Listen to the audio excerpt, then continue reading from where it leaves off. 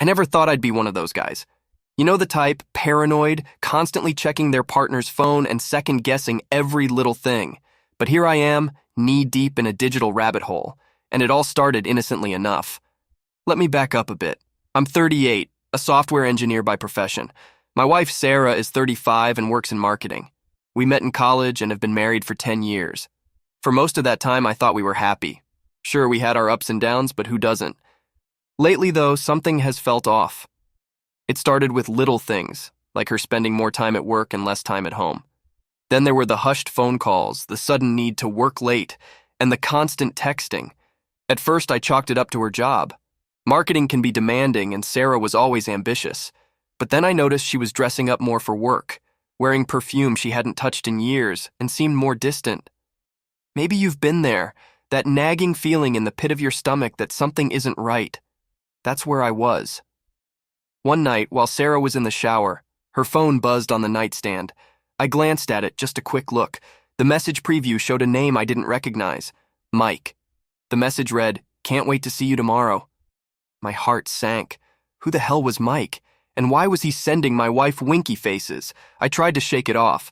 Maybe it was innocent, a coworker or a client. But the doubt lingered. So I decided to use my skills to find out more. After all, I wasn't just a husband. I was a software engineer. If anyone could dig up the truth, it was me. The next day, while Sarah was at work, I set up a keylogger on her laptop. It's a small program that records every keystroke made on the device. It's not something I'm proud of, but I needed answers. That night, after she went to bed, I accessed the logs. My heart raced as I read through her conversations. There it was, plain as day. Sarah was having an affair with Mike, a coworker from her office. They'd been seeing each other for months, sneaking around behind my back. The messages were explicit, detailing their encounters and future plans. I felt a mix of anger, betrayal, and sadness. How could she do this to us? I confronted her the next day. She denied it at first, but when I showed her the messages, she broke down and confessed. She tried to explain it away, saying she felt neglected, that I was always working, and she needed someone who paid attention to her. It was like a punch to the gut. Yes, I worked hard, but it was all for us, for our future. We decided to try therapy, but things were never the same. The trust was gone, and every time she looked at her phone, I wondered who she was texting. It was a toxic cycle, and eventually we decided to separate. Months passed, and I threw myself into my work, trying to forget. But one day, while working on a new project, I received an email from an unknown address. The subject line read, "You need to see this." Curious, I opened it. Attached were screenshots of Sarah's conversations with Mike. It was clear their affair had continued even after we separated. I felt a surge of anger and betrayal all over again, but this time, I was determined to do something about it. I used my skills to track the email's origin, finding it came from a burner account. Whoever sent it didn't want to be identified. But why? And why now? I spent the next few weeks digging into Sarah's online activities. I hacked into her social media accounts, her emails, everything I could think of. What I found was shocking. Not only was she still seeing Mike, but she was also involved in some shady business dealings. It seemed she was using her position in marketing to funnel money into a private account. It was a lot to take in. Here I was thinking I knew my wife, only to find out she was a completely different person. I needed to decide what to do with this information. Should I confront her again? Go to the authorities? I felt like I was living in a bad movie, but this was my life. I decided to gather as much evidence as I could before making any moves. I started documenting everything, creating backups of her conversations, bank statements, and any other incriminating evidence. I wasn't just going to let her get away with it. One night, I received another email from the same burner account. This time, it contained a video. I hesitated before opening it, bracing myself for what I might see. The video was grainy, obviously taken from a hidden camera. It showed Sarah and Mike in a hotel room, discussing their plans to embezzle money from her company. My stomach churned as I listened to their conversation, realizing just how deep their deception went. I knew I had enough to go to the authorities, but I wanted to confront Sarah one last time. I called her and asked her to meet me at a coffee shop, a neutral place where I hoped she would feel less threatened. When she arrived, she looked nervous, probably expecting another argument about her affair. But I had bigger issues to discuss. I laid out all the evidence in front of her, the messages, the bank statements, the video. Her face went pale as she realized the depth of what I knew. She tried to deny it at first, but there was no point. The evidence was irrefutable. "Why, Sarah?" I asked, my voice shaking with anger. "Why did you do this?" She looked down, unable to meet my gaze. "I don't know," she whispered. "It just happened. Mike made me feel alive again. And the money, it was supposed to be a fresh start for us."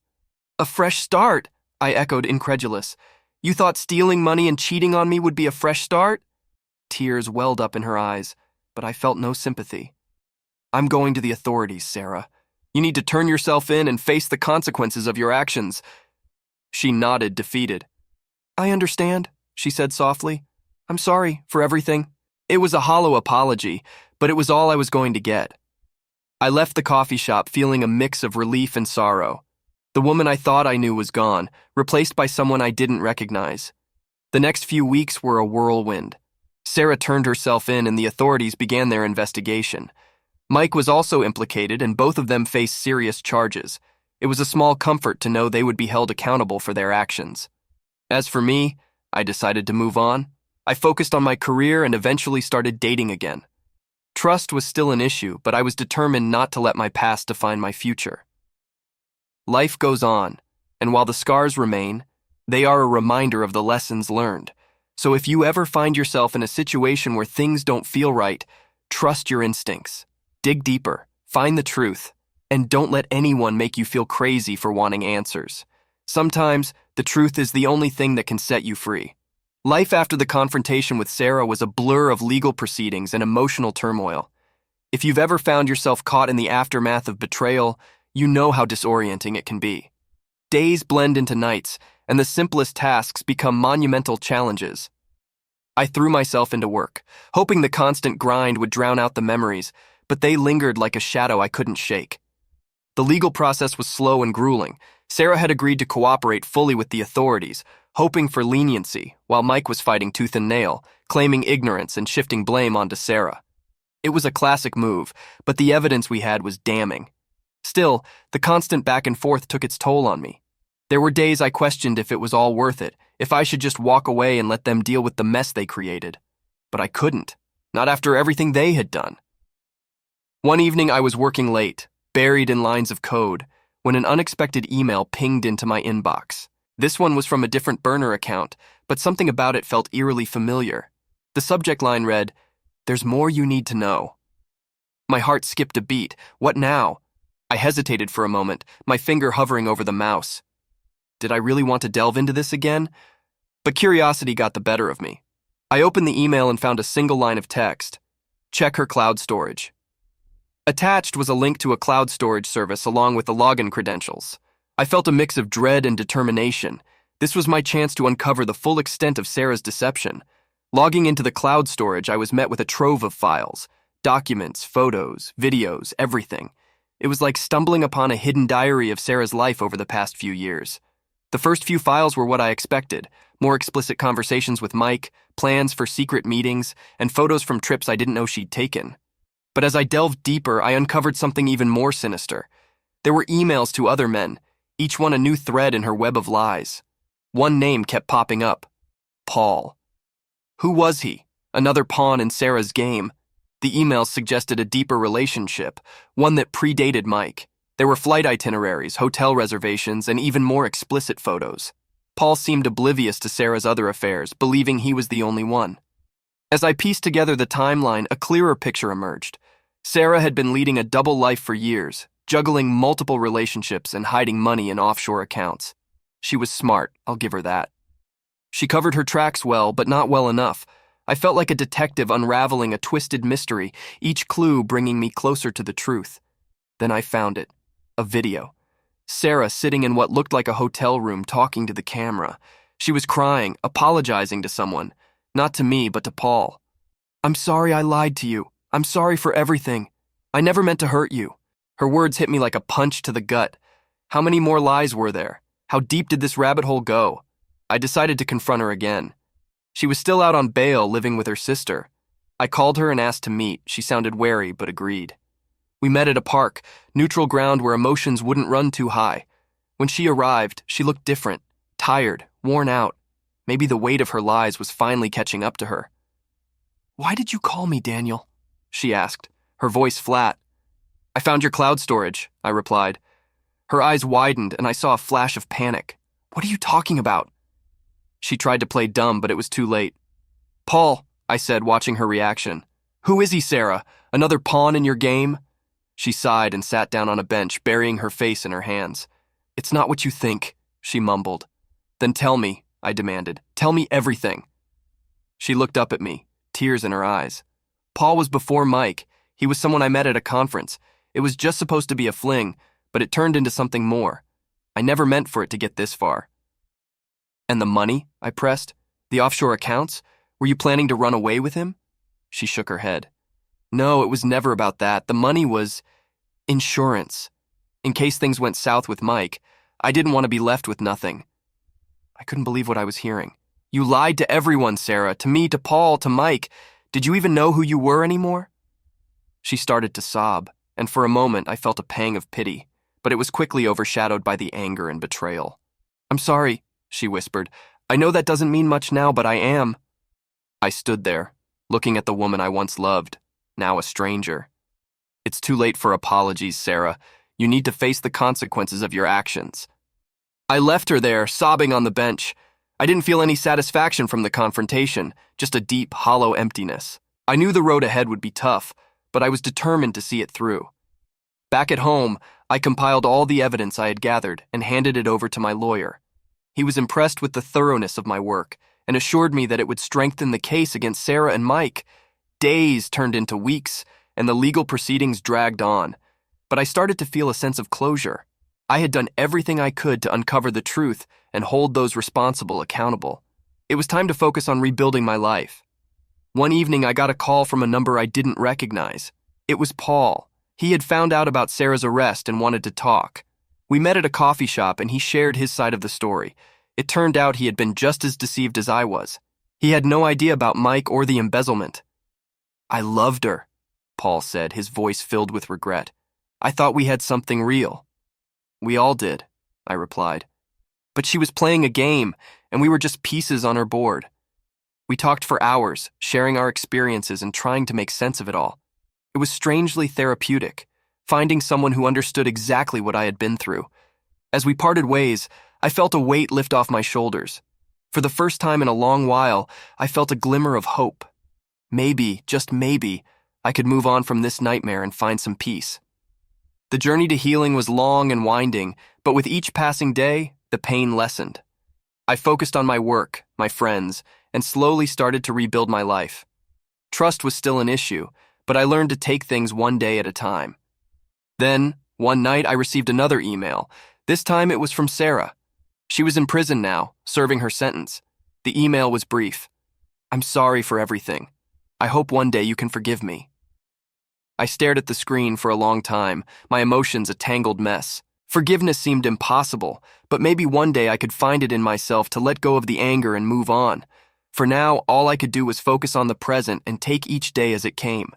Life goes on, and with time, the wounds would heal. If you're reading this and you're in a similar situation, know that it does get better. The pain doesn't go away overnight, but it does fade. Surround yourself with supportive people, and don't be afraid to seek help. Sometimes, the darkest moments lead to the brightest beginnings. Months turned into a year, and life took on a semblance of normalcy. I focused on work, taking on new projects that pushed the boundaries of my skills and creativity. Therapy helped me unpack the trauma of Sarah's betrayal and rebuild my self-worth. If you've been there, you know it's a gradual process. 2 steps forward, 1 step back. One day, while I was deep into coding a particularly complex feature, my phone buzzed. It was Paul. We had stayed in touch, occasionally meeting up to share our progress and moving on from the ordeal. He sounded anxious. Hey, Daniel, you got a minute? He asked. Sure, what's up? I replied, sensing something was off.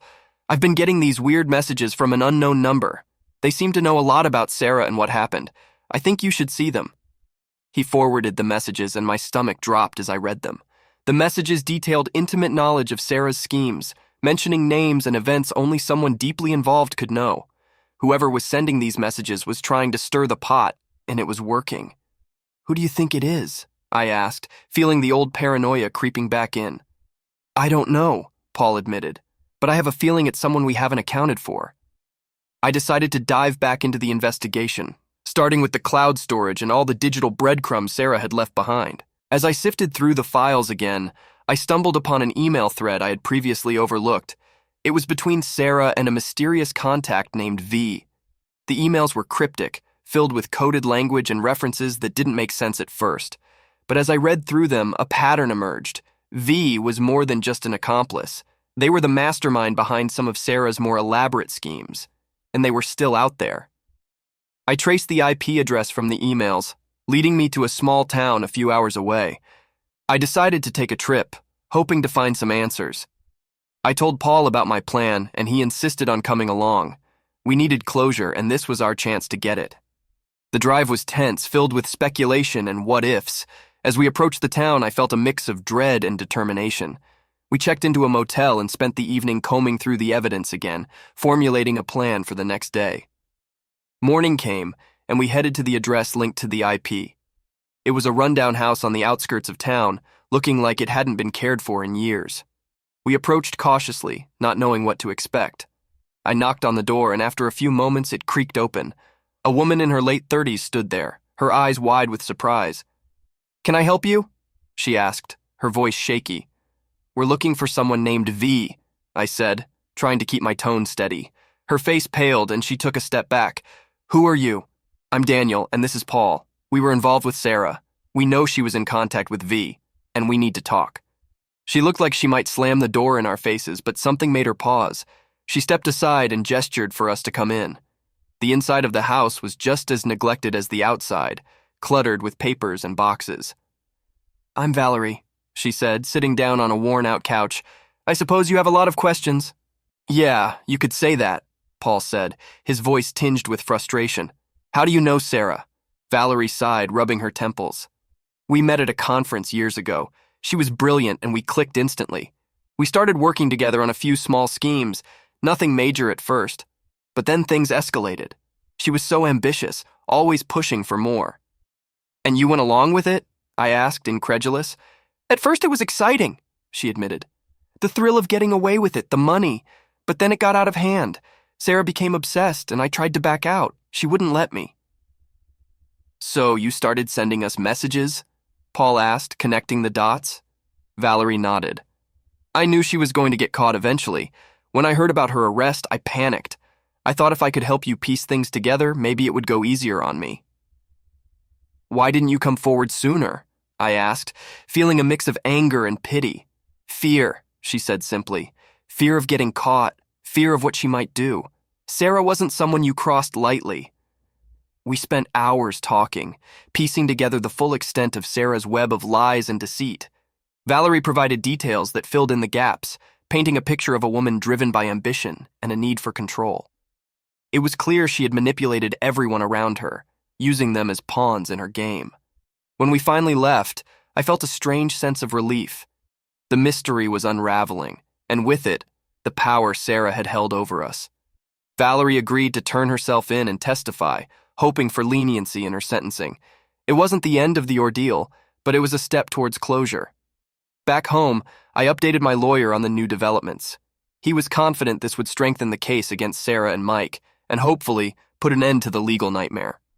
As the days passed, I found myself reflecting on everything that had happened. The betrayal, the investigation, the confrontations, it had all taken a toll on me. But it had also made me stronger. I had faced my demons and come out the other side, scarred but resilient. One evening, as I was sitting on my porch watching the sunset, my phone buzzed with a message. It was from Paul. "Hey, how are you holding up?" he asked. I smiled, feeling a warmth I hadn't felt in a long time. "Better," I replied. "Thanks for being there." "Anytime," he responded. "We got through this together." And we had. In a strange way, the ordeal had forged a bond between us. We had become friends, united by a shared experience of betrayal and recovery. It was a reminder that even in the darkest times, there can be light. As the legal proceedings wrapped up and Sarah's sentencing was finalized, I felt a sense of closure.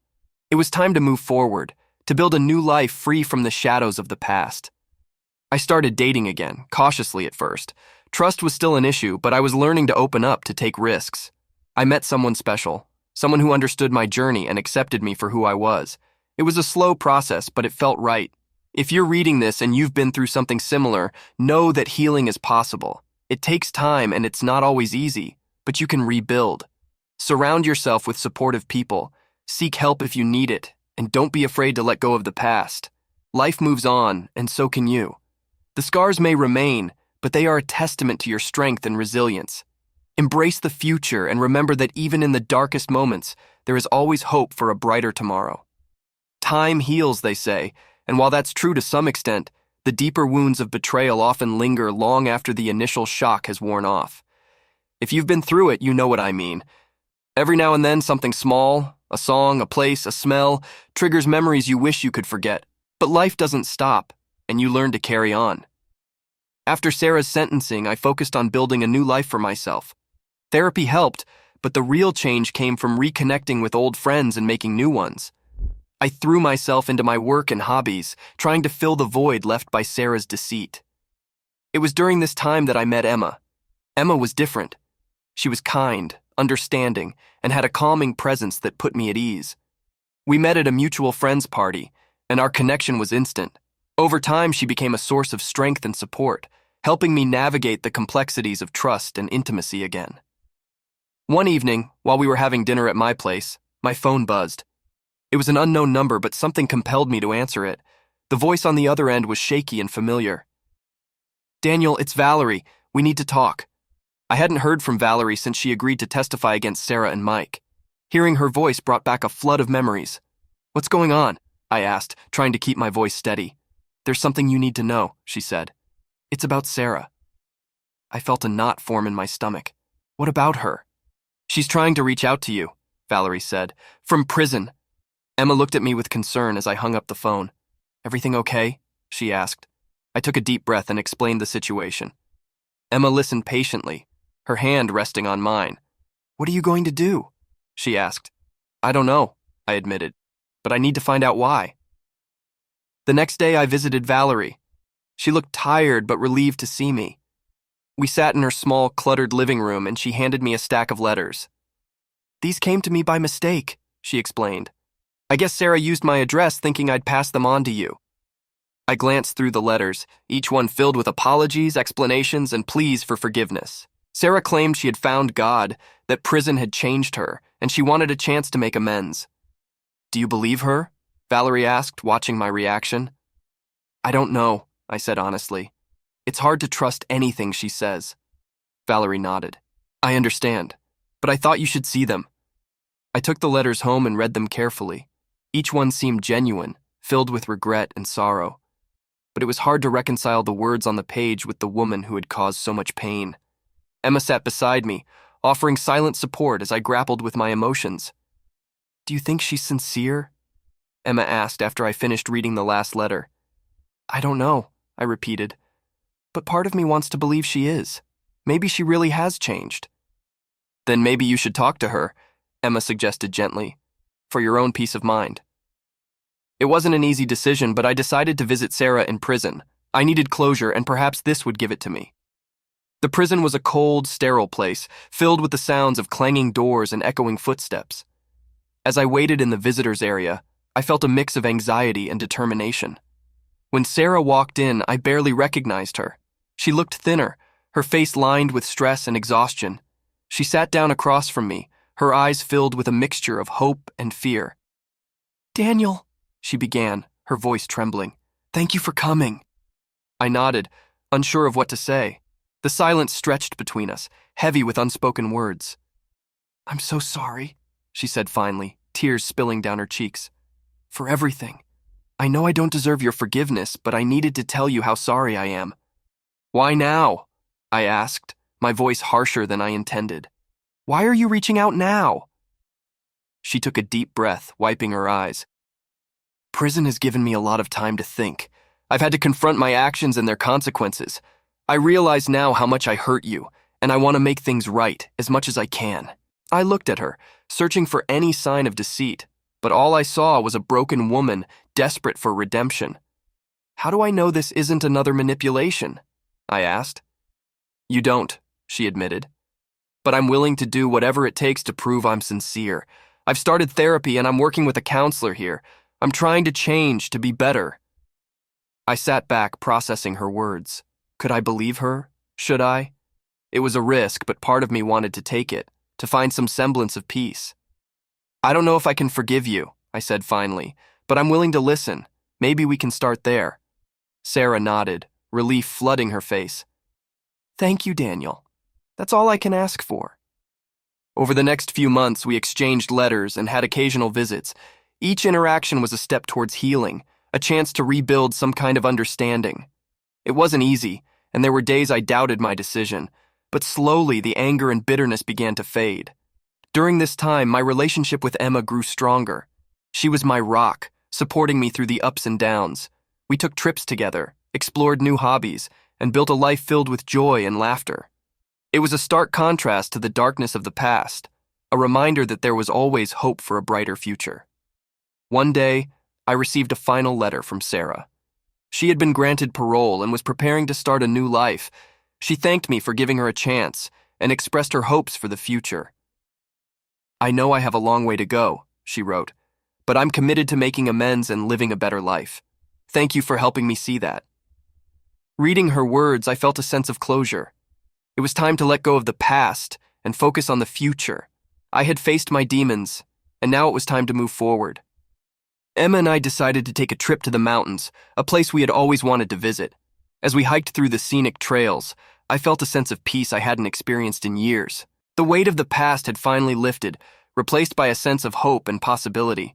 If you've been through betrayal, know that healing is possible. It takes time, effort, and a willingness to confront the pain, but it's worth it. Surround yourself with supportive people, seek help when you need it, and remember that even in the darkest moments, there is always a path to light. As Emma and I stood on a mountaintop, looking out at the breathtaking view, I realized that life is full of second chances. It's about finding the strength to keep going, even when the road is rough. It's about embracing the future and believing in the possibility of happiness. And that's what I wish for you, reader. May you find your path to healing and discover the strength within to move forward, because no matter how dark it gets, there is always hope for a brighter tomorrow.